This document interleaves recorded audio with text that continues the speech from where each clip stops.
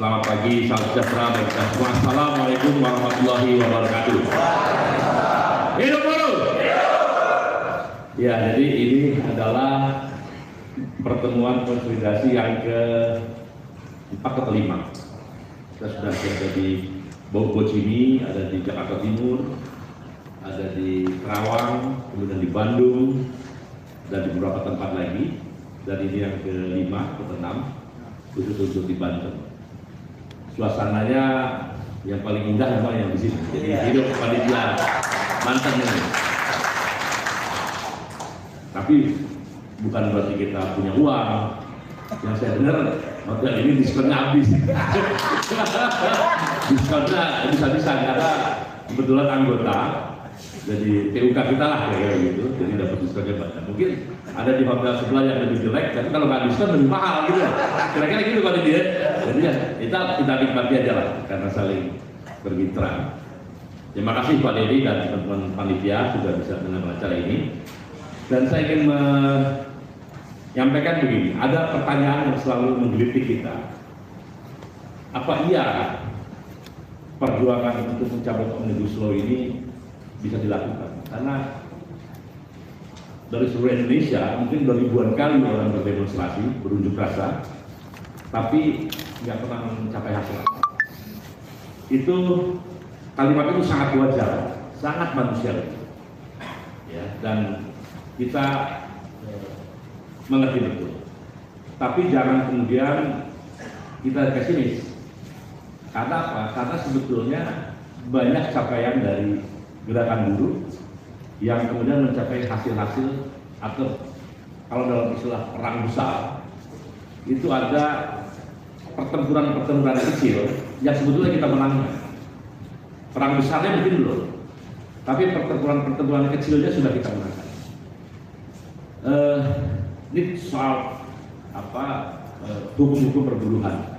Contoh begini, kemarin ada peraturan soal JHT yang bisa diambil ketika berusia persis 76 tahun. Jadi kalau ada orang yang di PHK di usia 46 tahun, dia harus menunggu 10 tahun untuk mengambil uangnya, nggak bisa diutak-atik gitu. Kemudian teman-teman berdemonstrasi di berbagai daerah, demonstrasi di pusat, demonstrasi mengepung Depok. Berapa orang yang demonstrasi? Paling puluhan ribu lah, atau kalau di jumlah ratusan ribu. Ternyata peraturan itu dicabut, dikembalikan ke yang sebelumnya. Pertanyaannya begini, Anda yang berdemonstrasi cuma 10.000, 5.000, atau 20.000, tapi yang memanfaatkan, menikmati pencabutan itu adalah 56 juta buruh di seluruh Indonesia. Jadi memang nggak mungkin mengharapkan semua 56 juta itu protes dan turun, tidak. Tetap ada orang-orang terpilih, chosen people. Insya Allah kita adalah orang-orang terpilih yang bisa merubah nasib kaum buruh di Indonesia. Kemarin ada webinar tahun 2022 dari Kementerian Tenaga Kerja, pimpinan-pimpinan Perda-Perda diundang, masyarakat hadir banyak di sini. Itu jelas Kementerian Tenaga Kerja mengatakan kita akan mengeluarkan kebijakan tentang upah, dan upah itu tidak mengacu pada undang-undang Omnibus Law. Dan ini dilakukan karena gerakan teman-teman di seluruh Indonesia. Yang sebelumnya upah cuma naik 1%, 0,8%, Pak Joko. Di Jakarta 0,8%, di mana-mana segitu aturannya. Di Banten juga dulu berapa persen itu? Zaman 2021 ya, 2021 ke 2022. Kemudian keluar kebijakan Permenaker 18 2022 untuk upah yang sekarang. Itu naiknya ada maksimum 10%. Ada yang 9%, ada yang 7%, 8%. Pokoknya tidak lagi menggunakan pada PP 36 tentang pengupahan. Itu karena apa? Karena itu diakui oleh mereka. Diakui karena adalah gerakan teman-teman. Dan yang menikmati siapa? 56 juta buruh formal di Indonesia. Itu gara-gara saudara marah-marah terus. Tepuk tangan untuk saudara-saudara ini. Jadi tidak boleh kecil hati, tidak boleh kecil hati. Kata orang pepatah dari Cina kuno dulu, 1000 mil, 1000 kilometer dimulai dengan satu langkah. Entah sudah berapa langkah sekarang kita lalui, dan insya Allah pada saatnya nanti undang-undang Omnibus Law Cipta Kerja yang monster ini bisa dicabut. Jadi saudara-saudara sekalian, peraturan menteri atau peraturan dirjen atau peraturan gubernur dan sebagainya itu bisa berubah hanya dengan 10-20 ribu orang berdemonstrasi. Tapi kalau omnibus law itu yang bikin istana dan segala isinya, termasuk genderuwo-genderuwo di istana itu ikut nyusun tuh pasal-pasal ini omnibus law. Di DPR, anggota DPR beserta seluruh isinya, termasuk genderuwo-genderuwo di sana, itu ikut pasal-pasal omnibus law. Jadi gabungan antara kekuatan istana dan gabungan kekuatan DPR bersatu membuat undang omnibus law. Pertanyaannya, apakah iya perubahan itu bisa dilakukan dengan 1.000-2.000 orang? Pak Cipken Anggolan jawabannya pasti tidak bisa. Nggak direken gitu. 1.000-2.000 itu ini aja maunya Pak Joko aja itu Pak Sunar atau Pak Idrus atau Pak Arif cuma 500.000, 2.000 orang, 10.000 orang yang demo, padahal buruh 50 juta orang dan ekonomi jalan terus. Tidak ada suasana yang menunjukkan keseriusan bahwa kita marah terhadap undang-undang ini. Polisi masih bisa minggir-minggir jalan. Jadi tidak berubah. Tapi bayangkan kalau harapan Pak Dedi, obsesi saya sebenarnya tertular dari obsesinya Pak Dedi. Bagaimana anggota SPSI saja yang ada di Provinsi Banten ini by name by address ada 283.000. Itu yang di Banten, di seluruh Banten. Tambah lagi dengan yang luar biasa yang lain-lain. Mungkin ada 1,5 juta atau lebih dari itu. Kebayang nggak sih? Kalau pabrik-pabrik itu dikosongkan, bukan mangkir, minta izin, kita bareng-bareng untuk ganti hari. Maka yakin seyakin-yakinnya bahwa Omnibus Law Cipta Kerja akan dicabut.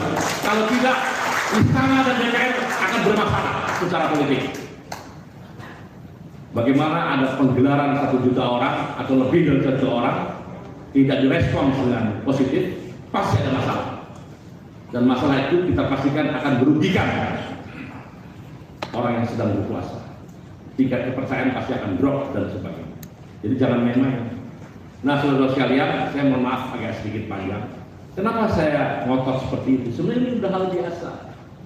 Hal biasa kalau kita membaca sejarah di berbagai negara di dunia ini. Ada yang disebut dengan negara korporatokrasi.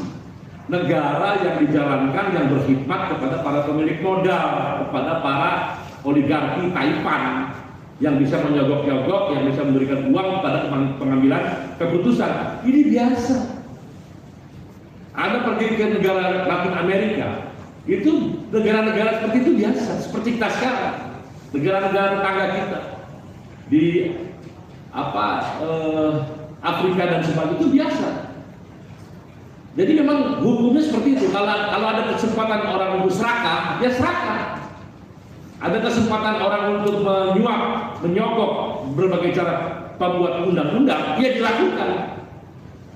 Dan itu terjadi. Jadi ini biasa kita. Problemnya sekarang di negara-negara yang saya sebut tadi terjadi perubahan. Dan perubahannya itu bukan karena debat intelektual. Bukan debat antara Pak ini salah, ini menyakiti hati rakyat akan miskin dengan kebijakan. Bukan dengan debat seperti itu.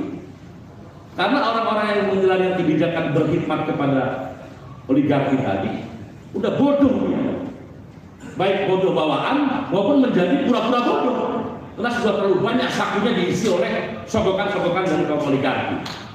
Paham ya? Nggak bisa. Dengan diskusi nggak bisa.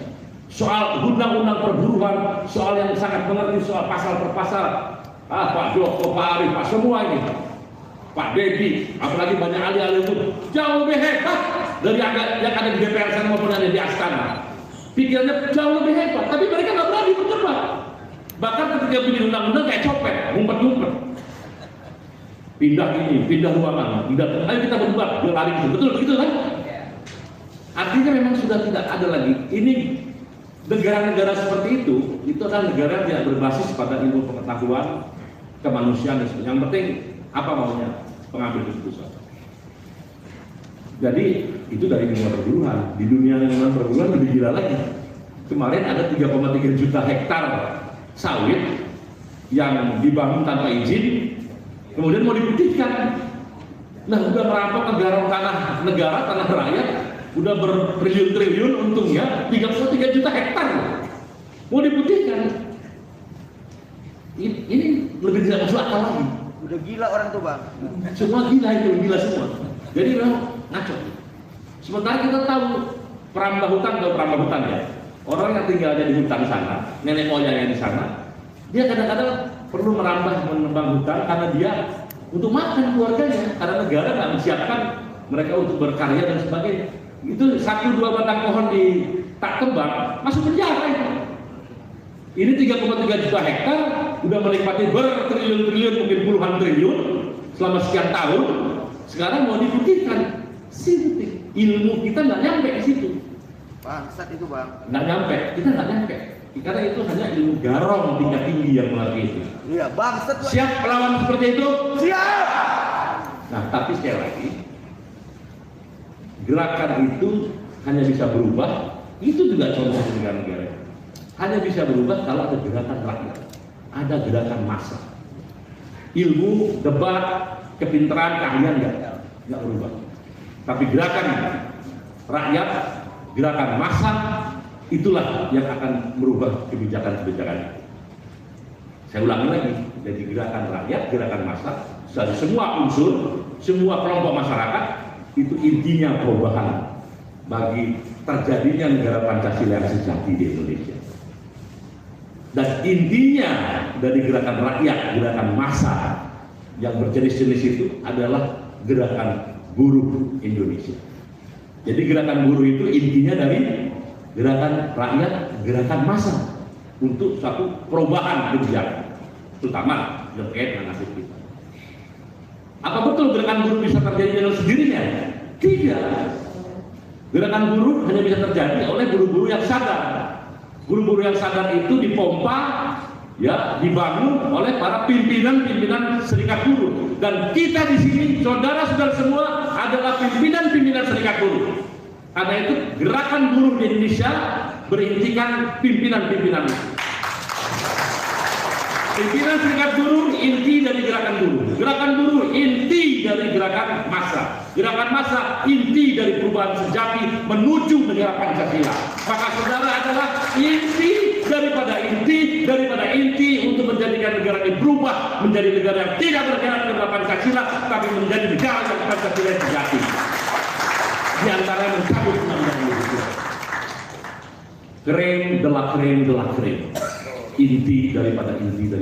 Karena itu kita inti. Bung Hatta mengatakan gerakan perubahan, gerakan perjuangan tidak mungkin diikuti langsung oleh banyak orang. Selalu diikuti oleh sedikit orang. Yang konsisten, dan orang banyak akan ikut di belakang itu. Dan insya Allah saudara bisa meyakinkan orang banyak itu.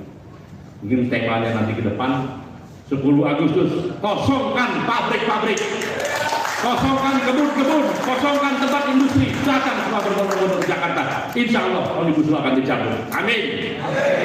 Dan sekali lagi itu ada tangan kita.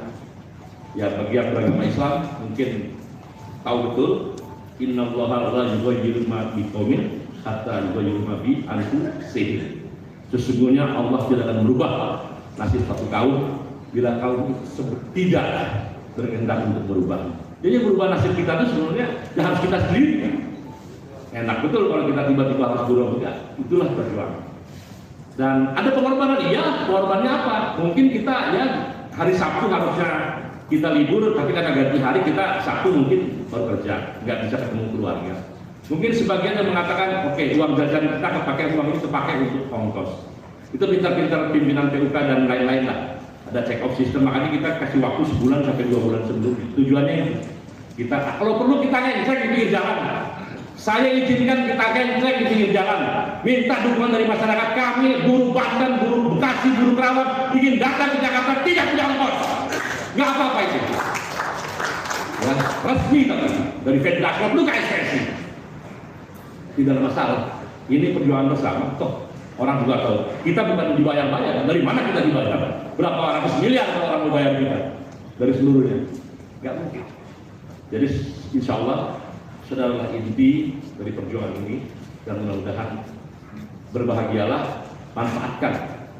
Karena terakhir saya tutup, saya ingatkan kembali karena ini Banten yang banyak santri.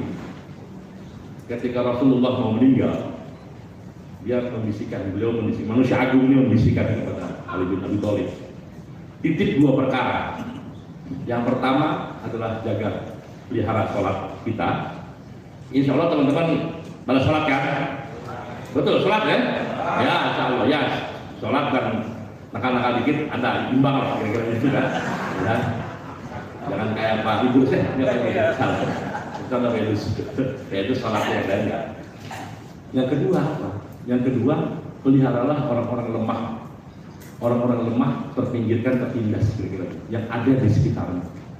Ini dua pesan sebelum Rasulullah itu meninggal. Jadi, ya sudah. Terserah mau pakai ilmu apa, mau pakai spiritual apa, tapi semuanya mengarah pada bahwa kita harus berjuang dan kita harus mencabut undang-undang Cipta Kerja. Selamat berjuang, hidup baru! Aliansi Aksi Cipta Baru!